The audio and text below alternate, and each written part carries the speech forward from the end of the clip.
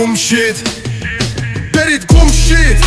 خسته از این خاک، نه نون نه خواب، همه شدن هلاک. برید گم شید دیگه، بسته دیگه، ملت بیدار شدن، همه خسته دیگه. 45 سالا فقط فریب و دروغ، شکمامون گشنه الان دیگه وقت سقوط. یه مش دزد بالا سر این ملت، همه تو فقر، زندگی یا با ذلت.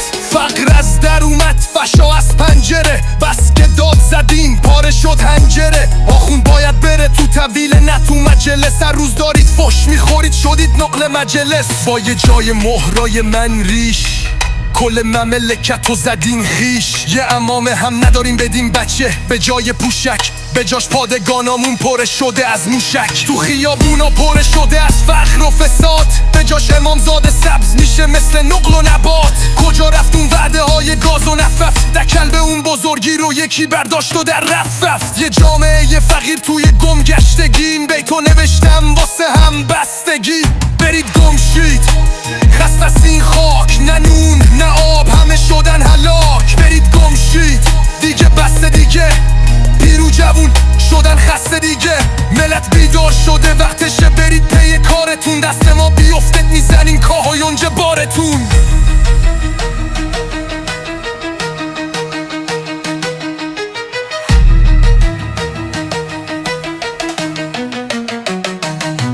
دین دروغی، خرافه پره‌وری، به اسم خدا فقط کردم بهره وری. میگی بهشتمون بعدن، جهنممون الان. ای روباه مکار چطوری السلام؟ وقتی اونو باید قسطی بخری با التماس. نگی چرا با من و تو هی میگیری تماس؟